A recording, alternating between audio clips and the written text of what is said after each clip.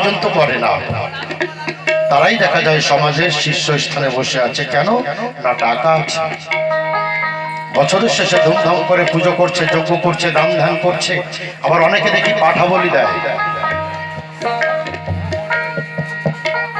তা যদি গর্ভধারিণী মা না খেয়ে থাকে, জন্মদাতা পিতাই যদি রাস্তা রাস্তায় ঘুরে, আমি 13 দেশ ভ্রমণ করেছি, ভারত এক দেশ, 14টা দেশ আমি ঘুরেছি। আমার দেখা নেই যে মা বাবাকে দূরে ফেলে দিয়ে, বৃদ্ধাশ্রমে দিয়ে বা রাস্তায় ছেড়ে দিয়ে কোনো সন্তান হয়তো পয়সা করেছে, চিটিংবাজি করে পয়সা করেছে, কিন্তু মা বাবাকে পর করে দিয়ে কোনো সন্তান চিরস্থায়ী সুখে আছে আমার দেখা। তা এই গাছে পুজোয় আমি একটা ক্যাসেট করেছি, আমার ক্যাসেটের নাম হচ্ছে মা বাবাকে দিয়ে কষ্ট। দেখুন, আমরা অনেকে আছে এখন বাবু হয়ে গেছি তো পয়সা হয়েছে, বিকাল হলে সন্ধ্যা হলে বউ নিয়ে, ছোট ছোট বাচ্চা নিয়ে চলে যায় পার্কে ঘুরতে। সন্ধ্যার খাবার, রাতের খাবার ওখান থেকে খেয়ে আসি, কেউ বিরিয়ানি, কেউ পোলাও ইত্যাদি, যার যেটা খুশি। বাড়িতে এসে কি বলি জানেন? ক্লান্ত হয়ে গেছে তো বলি যে আজকে রাতে তেমন কিছু লাগবে না, একটু সিদ্ধ ভাত করো মা বাবার জন্য।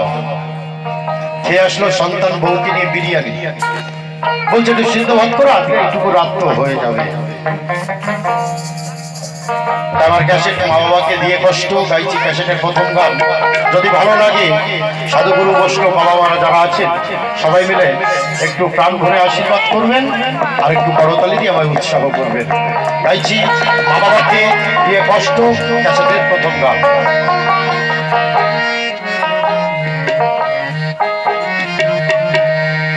তাই মা বাবাকে দিয়ে কষ্ট, দাদা করে গাতে ভাজা কালী কেষ্ট, তোমার সেই পূজাতে জগদীষ্ট তুষ্ট হবে না। ও ছেলে তুই কোনদিনও শান্তি পাবি, ও ছেলে তুই কোনদিনও সুখী হবি না। ও ছেলে তুই, ও ছেলে তুই কোনদিনও শান্তি পাবি, ও ছেলে তুই কোনদিনও সুখী হবি না। মা বাবাকে দিয়ে কষ্ট, তাতেই হবে কালী কেষ্ট, মা বাবাকে দিয়ে কষ্ট, তাতেই হবে কালী কেষ্ট, তোমার সেই পূজাতে জগদীষ্ট তুষ্ট হবে না। ও ছেলে তুই, ও ছেলে তুই কোনদিনও শান্তি পাবি না, ও ছেলে তুই কোনদিনও সুখী হবি না।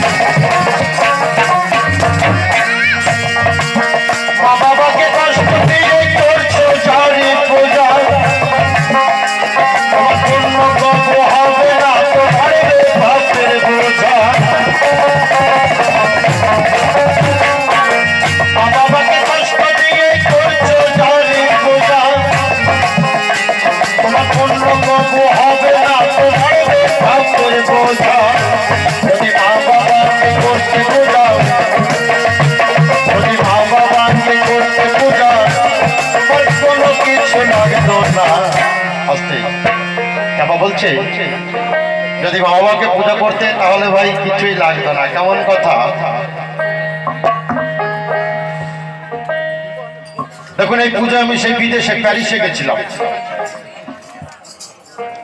তা কলকাতা কুমোরটুলির থেকে প্রতিমা নিয়ে গেছে সেই বিদেশে, লন্ডনে, প্যারিসে কত লক্ষ লক্ষ টাকা খরচা হয়েছে, হয়েছে না?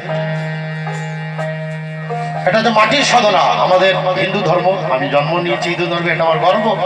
এই হিন্দু ধর্ম হচ্ছে পৃথিবীর আদি এবং শ্রেষ্ঠ ধর্ম, সনাতন ধর্ম। 33 কোটি দেব দেবতা।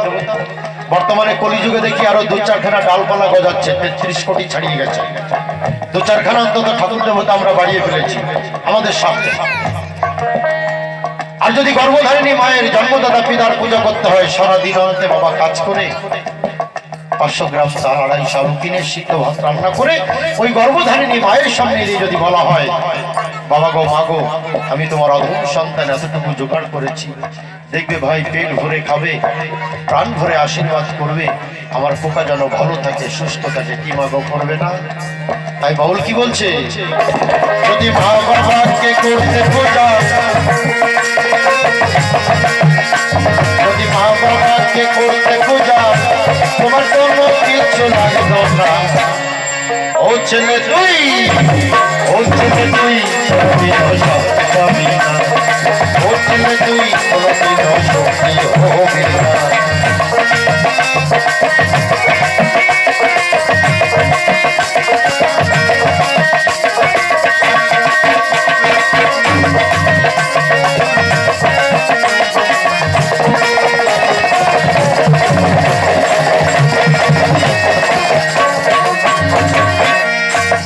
এই দেখুন আমাদের ডান দিকে